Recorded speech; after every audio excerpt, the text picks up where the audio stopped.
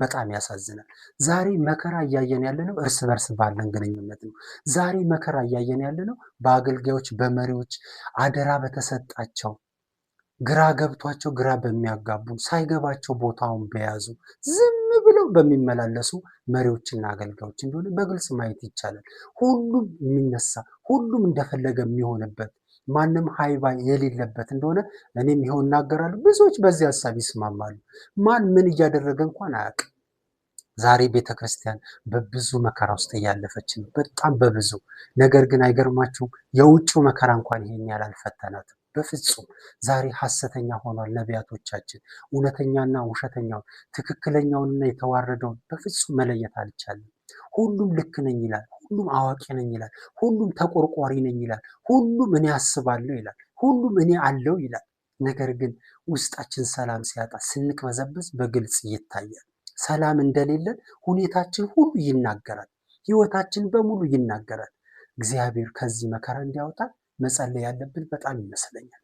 ቤተ ክርስቲያን በብዙ መከራ ውስጥ እያለፈች እንደሆነ ማየት የሚችል ሰው በግልጽ ማየት ይችላል። አንዳንድ ጊዜ ምንጩንም ማወቅ እኮ አንድ ነገር ነው፣ ችግሩንም ማወቅ እኮ አንድ ነገር ነው። ግን ዝም ብሎ በቃ መከራ ስናይ እናገኘዋለን ራሳችንን፣ ደስታ ስናጣ እናገኘዋለን። ዘምረን አምልከን ዘለን ላብ በላብ ሆነን ወተን፣ ነገር ግን ሰዎች ሲሰበሩ እንደገና ሲቆዝሙ እንመለከታለን። ለምን እግዚአብሔር የለም? ለምን መንፈሱ የለም? ለምን እንደዚህ ሆነን? ለምን በታይታ ለምን በአርቲፊሻል ተሞላን? ደስተኛ ሰላማዊ ለምን መሰልን? ውስጣችን ለምን ይሄ አልቆየም? ወተን ስንሄድ ለምን ይሄ አብሮን አይዘልቅም? ለምን ወደ ቤታችን አይገባም?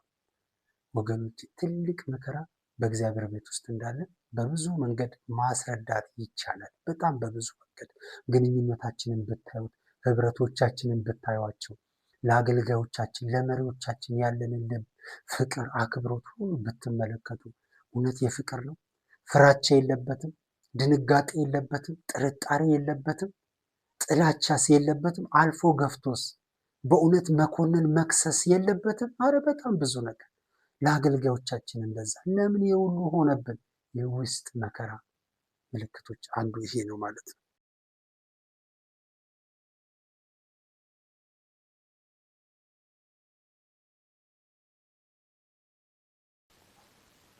እንደዚህ ይላል ሌላ ክፍል ደግሞ ወዳጆች ሆይ እንደ እሳት የሚፈትን ብርቱ መከራ በመቀበላችሁ እንግዳ ነገር እንደደረሰባችሁ በመቁጠር አትደነቁ ይላል።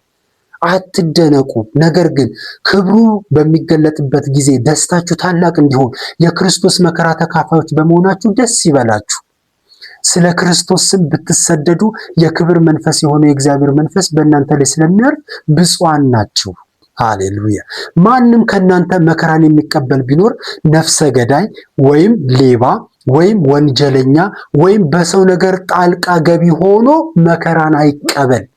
ክርስቲያን በመሆኑ መከራ ቢደርስበት ግን ስለዚህ ስም እግዚአብሔርን ያመስግን እንጂ አይፈር ይላል። አንደኛ ጴጥሮስ ምዕራፍ 4 ቁጥር 12 እና 16። አያችሁ፣ ለምንድን ነው መከራ የምንቀበለው? ዋናው ትርጉም ይሄ ነው። ዋናው ሐሳብ ይሄ ነው። መጽሐፍ ቅዱስ የሚነግረን ይሄ ነው። ዋው! ኢየሱስ ጌታ። ምርቱ መከራ፣ አስጨናቂ መከራ በመቀበላችሁ እንግዳ ነገር እንደደረሰባችሁ አትቁጠሩ፣ አትደነቁ። ይሄ አለ፣ በዓለም ነው ያላችሁት ብሎናል ኢየሱስ።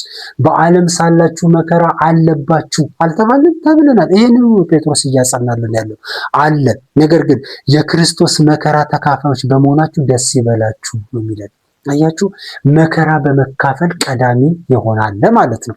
የኛ ትክክለኛ የሆነው መከራ የማን አካል ነው የሚለን? የክርስቶስ የመከራው አካል ነው። መከራ የመቀበሉ አንድ አካል ሆኖ እዚህ ጋር ታዩታላችሁ። ስለዚህ መከራ ስንቀበል ሌባ በመሆን አይሁን ይላል፣ ወንጀል በመስራት አይሁን ይላል፣ የሰው ነገር ውስጥ በመግባት አይሁን ይላል። ነገር ግን ክርስቲያን በመሆኑ በዚህ በክርስትናው ጌታን በመከተሉ በጽድቅ በቅድስና አያችሁ በእውነት በመኖሩ መከራን ቢቀበል ግን በዚህ ምን ይበል? ደስ ይበለው፣ ያመስግን፣ እግዚአብሔር በዚህ ይደሰትበታል ይላል። አይገርም? የሚገርም ነገር እኮ ነው። ሃሌሉያ! በእውነት እግዚአብሔር ድንቅ ነው። ሃሌሉያ! የሚገርም አምላክ እኮ ነው። የሚገርም አምላክ ነው። ስለዚህ ጴጥሮስ እንደዚህ ይላል፣ አይፈር። ክርስቲያን ሆነን ወገኖች መከራ ሲደርስብን አንገት አንድፋ፣ አንሸማቀቅ። ለምን? ምናልባት ጌታን በማክበራችን ኃጢአት እምቢ በማለታችን ይሆን ይሄው መከራ ይመጣብን? አያችሁ፣ ይለየዋል። መጽሐፍ ቅዱስ ይለየዋል። በስንፍና አይሁን፣ በሰው ነገር በመግባት አይሁን። አያችሁ፣ የሰው ነገር በመንካት አይሁን፣ በወንጀል አይሁን፣ ነፍሰ ገዳይ በመሆን አይሁን። ነገር ግን ይላል የእግዚአብሔርን ሐሳብና ፍቃድ በመኖር ሂደት ውስጥ የመጣ መከራ ከሆነ ግን ነው የሚለው እንደ ሙሉ ደስታ ቁጠሩት ይላል። ሃሌሉያ! ይህ የሚገርም ሐሳብ ነው። ለዚህ ነው መከራ የምንቀበለው። ስለዚህ መከራ የለም የሚሏችሁ ካሉ ተሳስተዋል። እናንተ አትሳሳቱ። መከራ አለ። ክርስትና እንኑረው ካልን፣ ክርስትናን በእውነት በጽድቅ በቅድስና እንኑረው ካልን መከራ አለ። ይህን በፍጹም መካድ የለብንም። ነገር ግን መለየት መቻል አለብን። ቅድም ካነሳናቸው አሁንም እየለየን በምንሄደው ሀሳብ ውስጥ በጥንቃቄ ይህን እውነት መስማት መቻል አለብን። ክርስትና መከራ የለም አላለንም። መከራ አለ። ነገር ግን ያንን መከራ ከምን አንጻር እንደምንቀበል ይነግረናል። በወንጀል አይሁን በምንም አይሁን ክርስቲያን በመሆናችን ግን መከራ ቢደርስብን ምን አንበል? እንደ ሙሉ ደስታ ቁጠሩት እንጂ ምን አትበሉ። ማንም አይፈር። እንደውም ምንድን ነው የሚለው? ያመስግን እንጂ ነው እኮ የሚለው። መከራ እየደረሰብን አዎ፣ ስለ ጌታ ብለን፣ ስለ እውነት ብለን፣ ስለ ፍትህ ብለን፣ ስለ ጽድቅ፣ ስለ ቅድስና ብለን እኛ በጽድቅ እየኖርን በትክክል እግዚአብሔርን እያከበርን መከራ ከደረሰብን እንደ ሙሉ ደስታ ቆጠሩት ይላል። ሃሌሉያ! እንደውም ያመስግን ይለናል ማለት ነው። በክርስቶስ ወደ ዘላለም ክብሩ የጠራችሁ የጸጋ ሁሉ አምላክ ለጥቂት ጊዜ መከራ ከተቀበላችሁ በኋላ እርሱ ራሱ መልሶ ያበረታችኋል፣ አጽንቶም ያቆማችኋል ይላል ጴጥሮስ ምዕራፍ 5 አንደኛ ጴጥሮስ ምዕራፍ 5 ቁጥር 10 ላይ። አይገርምም? ከጥቂት ጊዜ በኋላ ነው የሚለው። መከራ ከተቀበላችሁ በእርሱ ይላል ራሱ ደግሞ ምን ይላል? መልሶ ያበረታችኋል፣ አጽንቶም ያቆማችኋል ይላል። አይገርም? ለምን አያስወግደውም? ቅድም እንዳልኳችሁ እግዚአብሔር በረዶን ሁሉ ቢያጠፋ የዓለም የአየር ሁኔታ ምን እንደሚችል አስቡ። እግዚአብሔር ፀሐይ የሚባል ሙቀት የሚባል ነገር ቢያጠፋ ዓለም ምን እንደምትሆን አስቡት። እግዚአብሔር በጣም የሚደንቅ አምላክ እኮ ነው። ሁሉን አስማምቶ የፈጠረ አምላክ ነው። በሰዎች ሕይወት ውስጥ መከራዎች አሉ፣ ወደድንም ጠላንም። ነገር ግን እኛ እንወቅ፣ መከራ የመጣብን መከራ ምንጩ ምንድን ነው? ሰይጣን ነው? ተፈጥሮ ነው? ሰዎች ናቸው? ስንፍና ነው?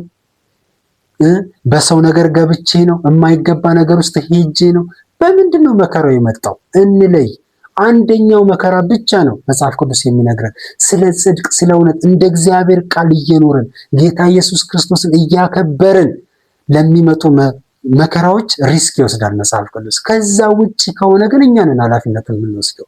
በሰው ነገር ጣልቃ ይግባ ይላል። ስለዚህ በሰው ነገር ጣልቃ ገብተን የሆነ ነገር ቢመጣብን አደጋውን እኛ ነን የምንቋቋመው። ነገር ግን እንደ እግዚአብሔር ቃል እየኖርን በጽድቅ በቅድስና እግዚአብሔርን እያከበረን ለሚመጡብን መከራዎች መጽሐፍ ቅዱስ ኃላፊነቱን ይወስዳል ወይም ይነግረናል በግልጽ ማለት ነው። ለዚህ እውነት ምንድን ነው የሚለን? ደስ ይበላችሁ እያለ ይናገራል ማለት ነው።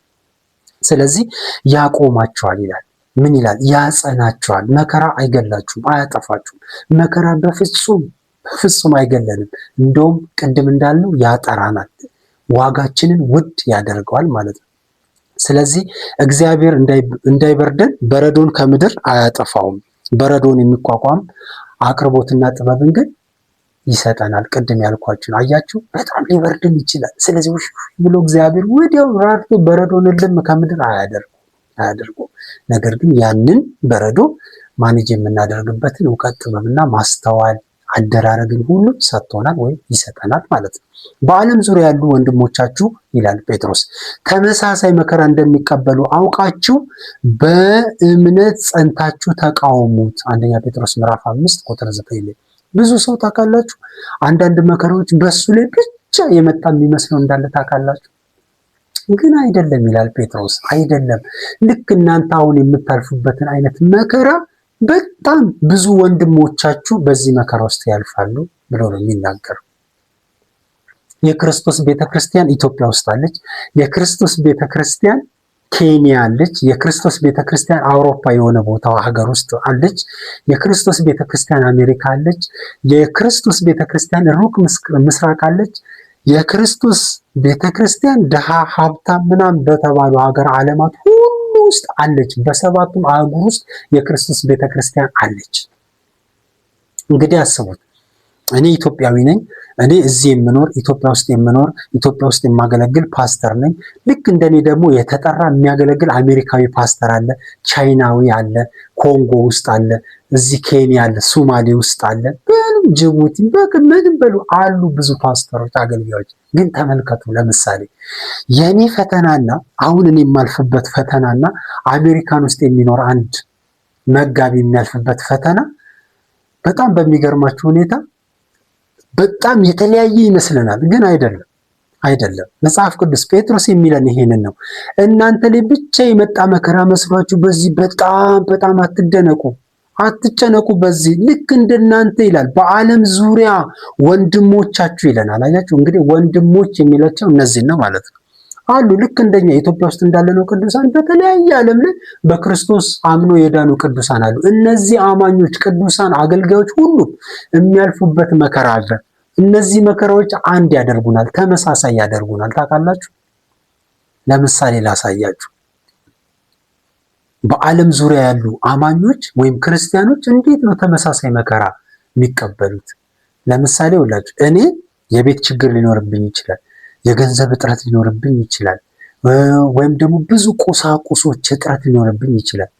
እነዚህ እጥረቶች፣ ቁሳቁሶች በሙሉ ደግሞ አውሮፓና አሜሪካ ያለው ወንድሜ ወይም አንድ ፓስተር የሆነ ቤተክርስቲያን ውስጥ እንደ እግዚአብሔር ቃል የሚያገለግል የተጠራ የዳነ ክርስቲያን የክርስቶስ ልጅ የሆነ የኔ ወንድም የሆነ ፓስተር መጋቢዎች አሉ በዓለም ዙሪያ። እነዚህ ነገሮች በሙሉ እሱን ላይፈትኑት ይችላል። ታዲያ እኔና እሱን ምንድነው አንድ የሚያደርገን? ጴጥሮስ የሚለው እንደዚህ ነው፣ ተመሳሳይ ቻሌንጅ አለባችሁ ነው የሚለው።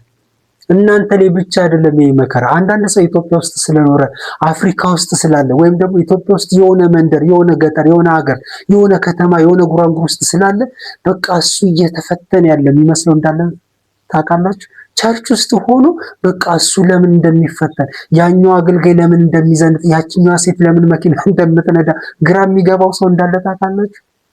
እሱን አይደለም ጴጥሮስ የሚለን፣ ኮመን የሆነ የጋራ የሆነ ፈተናችንን ነው ጴጥሮስ የሚነግረን። ለምሳሌ አስተምህሮን ተመልከቱ። ለምሳሌ እኔ እዚህ ሀገር ውስጥ ኢትዮጵያ ስኖር ሰዶማዊነት ኃጢአት ነው እላለሁ። ወንድ ለወንድ ኃጢአት ነው፣ ሴት ለሴት ኃጢአት ነው። በግልጽ ነው የምናገረው።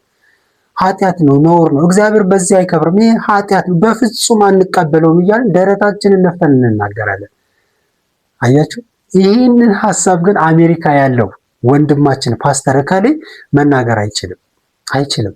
አፍሪካዊ ቸርች ያልሆነ የዛ ሀገር ዜጋ ተወላጅ የሆነ አንድ ፓስተር ይህን መቃወም አይችልም። ለምን? በአሜሪካን ሕግና ስርዓት ወግ ውስጥ እየኖረ ስለሆነ ይህንን ሲቃወም ምን ይልበታል? ፈተና መከራ ይደርስበታል። ነገር ግን ፈተናው ግን ይሄ ፈተና የእሱ ብቻ አይደለም፣ የእኛም ነው።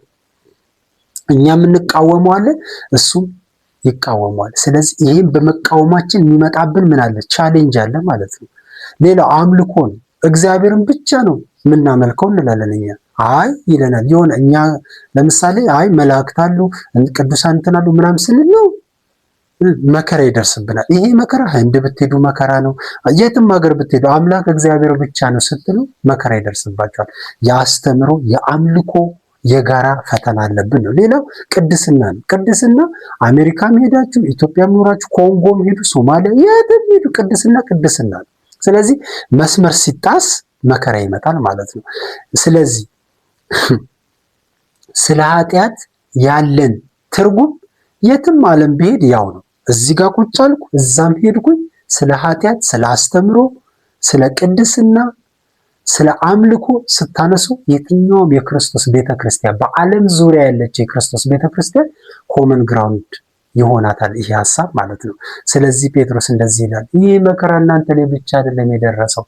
አያችሁ፣ ኃጢአትን ኃጢአት ስትሉ አሜሪካም ሆኑ ኢትዮጵያ የትም ሆኑ ይሄ ነውር ነው ብላችሁ እናንተ ያንን መቃወም ስትጀምሩ መከራ ይመጣባችኋል። ስለዚህ ደስ ይበላችሁ ነው የሚለው። እውነተኛ አምልኮ፣ ቅድስናና ጤናማ አስተምሮ ጌታን ለማክበርና ደስተኛ ህይወት ለመኖር በቂ ነው። ይህ እውነት በዓለም ላይ ጎልቶ እንዳይወጣ ፈተናው ዘርፈ ብዙ እና ልዩ ነው ይላል ማስታወሻ። ለምንድን ነው? ለምሳሌ ተመልከቱ፣ ወንድ ለወንድ ሴት ለሴት ጋብቻ። አያችሁ፣ እውነተኛ አምልኮ የክርስቶስ ቤተክርስቲያን እዚህም የትም ዓለም ላይ ትኑር ምንድነው መለያዋ ነው፣ ምልክቷ ነው። ቅድስና፣ ጤናማ አስተምሮ፣ እነዚህ መለያዎቿ ናቸው። ኮመን ግራውንዳችን ነው ማለት ነው። ነገር ግን እነዚህን እውነተኛ አምልኮ፣ ቅድስና፣ ጤናማ ትምህርትን የሚቃወሙ ሀሳቦች በዓለም ላይ በዝተዋል። ወንድ ለወንድ፣ ሴት ለሴት ጋብቻ፣ ሙስና፣ አያችሁ፣ እነዚህ ነገሮች ቻሌንጅ ያደርጉናል። ዛሬም ለመኖር መዋሸት፣ ቅድም እንዳልነው በቃ ውሸት በጣም የነገሰበት ዘመን ነው።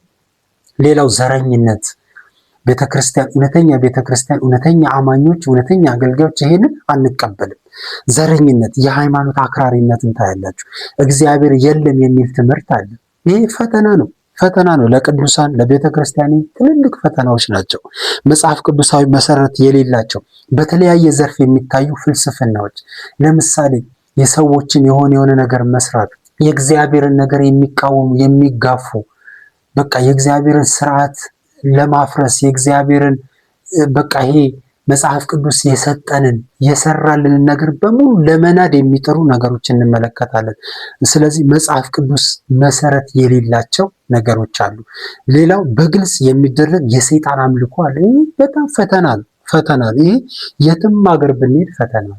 አያችሁ፣ ለምን እኛ እንቃወመዋለና እሱ ደግሞ ዝም አይለንም። ስለዚህ መከራ ለማምጣት ይጥራል ማለት ነው። ስለዚህ እኮ ነው ሐዋርያ ስራ ላይ ሐዋርያው ጳውሎስ በሚያገለግልበት ጊዜ ወደሚገባባቸው ከተሞች ሁሉ የሰይጣን ስራ ሲፈርስ ምንድነው ያቺ ሴት የሆናቸው አገልጋይ ለሆነቻቸው ለነዛ ሰዎች ምን የትርፋቸው ማግኛ ነበረች አይደል? ነገር ግን ልክ መንፈሱ ሲወጣ ያቺ ሴት ነፃ ስትወጣ ሰዎቹ ተነሱ። አንደኛ በነ ጳውሎስ ላይ ሰዎችን ማነሳሳት ጀመሩ። መከራ እንዲመጣባቸው ማድረግ ጀመሩ።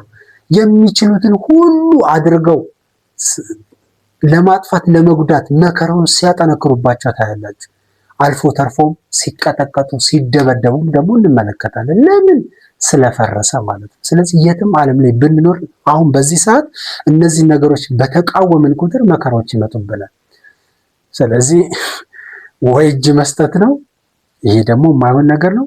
ያለን አማራጭ አንድና አንድ ብቻ ነው። ምን ማለት? መቃወም። ያን ጊዜ እግዚአብሔር ኃይሉን ብርታትን ይሰጠናል፣ በዛ መከራ ውስጥ እንድናልፍ ማለት ነው። ይህንን ነው ጴጥሮስ ወንድሞቻችሁ በተመሳሳይ መከራ ውስጥ ያልፋሉ፣ ነገር ግን እናንተ ላይ ብቻ እንደሆነ አስባችሁ በጣም በብዙ አትጨነቁም ይላል። ለዛ ነው። ስለዚህ ድነት የሚገኝበት የእግዚአብሔር ጸጋ በሰዎች ሁሉ ተገልጧል እና ይህም ጸጋ በኃጢአት መኖርንና ዓለማዊ ምኞትን ክደን በአሁን ዘመን ራሳችንን በመግዛትና በጽድቅ በእውነተኛ መንፈሳዊ ሕይወት እንድንኖር ያስተምረናል ይላል ቲቶ ምዕራፍ 2 ቁጥር 11 እና 12 ምንድን ነው የሚለው? ይህ ጸጋ ይላል ተገልጧል ይለናል። ጸጋ ተገልጧል። ይሄ የተገለጠው ጸጋ በኃጢአት መኖርን ዓለማዊ ምኞትን ክደን በአሁን ዘመን ራሳችንን በመግዛትና በጽድቅ በእውነተኛ መንፈሳዊ ሕይወት እንድንኖር ያስተምረናል ይላል። ሃሌሉያ! ደስ የሚለው ይሄ ነው። ምንም መከራ ሊኖር ይችላል። ነገር ግን ምንድነው? በእውነተኛ መንፈሳዊ ሕይወት እንድንኖር የሚያስችል ጸጋ ተሰጥቶናል። ከመከራ በላይ ከየትኛውም ከዚህ ዓለም ተግዳሮት በላይ ሆነን እንድናልፍ የሚያስችል ጸጋ ተሰጥቶናል ነው የሚለው ቲቶ። ሕይወት የሚገኝበትን ትምህርት የማይታገሱበት ዘመን ይመጣልና ይላል ሁለተኛ ጢሞቴዎስ ምዕራፍ 4 ቁጥር 3። ለምንድን ነው እውነተኛውን ትምህርት መታገስ ሰዎች የሚያውቃታቸው? መከራ ስለሚበዛ። በቃ በቀላሉ ነገሮችን ማድረግ አይችሉም። ኢቭን ለመብላት ቀላል እየሆነ አይመጣም ከዚህ በኋላ። ታውቃላችሁ አይደል? ዓለም ሲስተሟን በጣም ዘርግታ በቁጥጥሯ ስር ልታደርገን እየሄደች ያለችበት ጊዜ ነው። ለዚህ ነው መታወቂያውን ብታዩት፣ ይሄ ሰው ሰራሽ አስተውሎቱን ብትመለከቱት ዓለምን እየጠቀለለ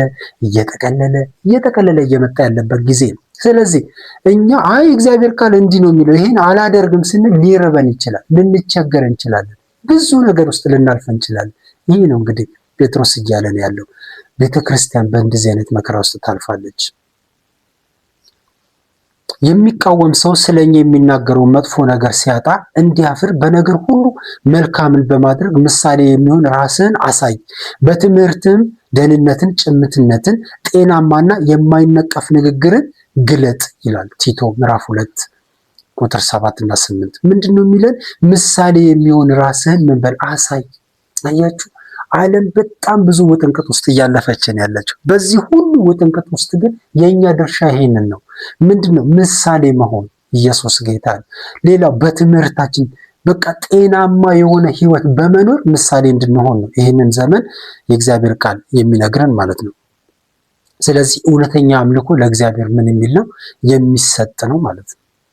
ስለዚህ አዋጅ ነጋሪውን እየጮክ እንዲህ አለ ይላል። አዋጅ ነጋሪውን እየጮኸ እንዲህ አለ፣ ወገኖችና አሕዛብ በልዩ ልዩ ቋንቋም የምትናገሩ ሆይ የመለከትና የእምቢልታውን የመሰንቆና የክራር በበገናና የዋሽንት የዘፈንም ድምፅ በሰማችሁ ጊዜ ተደፍታችሁ ንጉሥ ናቡከደነጾር ላቆመው ለወርቁ ምስል እንድትሰግዱ ታዛችኋል።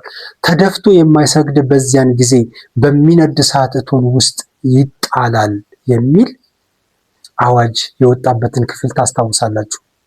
የዳንኤል መጽሐፍ ላይ ወይም ትንቢተ ዳንኤል ላይ እውነተኛ አምልኮ ለእግዚአብሔር ብቻ ነው። ምንድነው? መከራ አንዱ ዓላማው ምንድነው?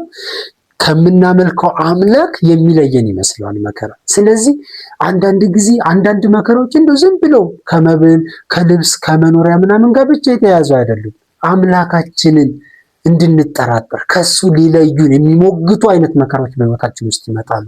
አሁን ያነበብኩላችሁ ክፍል ይሄ ነው። እነ ዳንኤል የገጠማቸው መከራ ነው። ልቀጥለው፣ እንደዚህ ይላል። ስለዚህ በዚያን ጊዜ አሕዛብ ሁሉ የመለከቱና የእምቢልታውን የመሰንቆንና የክራሩን በገናውንና የዘፈኑንም ድምፅ በሰሙ ጊዜ ይላል ወገኖችና አሕዛብ በልዩ ልዩ ቋንቋዎች የተናገሩ ሁሉ ተደፉ ይለናል ዳንኤል። ንጉሥም ናቡከደነጾር ላቆመው ለወርቁ ምስል ሰገዱ የሚል ቃል አለ። በጣም የሚገርም ነገር ነው። ወገኖችና አሕዛብ ይላል። ልዩ ልዩ ቋንቋ የተናገሩ ሁሉ ተደፉ። ወገኖችም አሉበት። አይገርምም?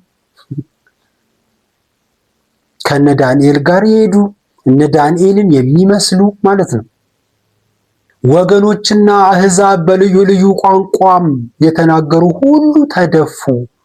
ንጉሡም ናቡከደነጾር ላቆመው ለወርቁ ምስል ሰገዱ ይላል ዳንኤል ምዕራፍ 3 ቁጥር 4 እስከ 7። አያችሁ፣ ወገኖችም አሉበት። ወገኖች አሉ፣ አሕዛብ አሉ፣ በልዩ ልዩ ቋንቋ የሚናገሩ አሉ። ወገኖች የሚለውን ግን በደንብ ጆሮ ሰጣችሁ ስሙ። ዛሬ ብዙ አማኞች ይሰግዳሉ፣ ግልጽ በሆነ ባልሆነ መንገድ ጉቦ ይሰጣሉ፣ ይቀበላሉ። ብዙ ሰዎች አሁን ጉቦ መስጠት ኢትስ ኖርማል በቃ። እና እንደውም አንድ ጊዜ ምን ሰማው መሰላችሁ? ቸርች ውስጥ የምታገለግል ሴት ነች እና እንዲህ እያወራን በጨዋታችን ማለት እንደዛማ ካልሆነ ኢምፖስብል አለች። አስቡ፣ እያገለገለች ነው፣ ግን የሆነ ነገር ታደርጋለች፣ ኃጢአት ትሰራለች። ያን ካላደረገች ምን አትልም፣ ኢምፖስብል ነው ትለኛለች። ከባድ ነው። አለበለዚያም ኢምፖስብል በጣም ከባድ ቃል ነው። ኢምፖስብል የሚባል ነገር የለም።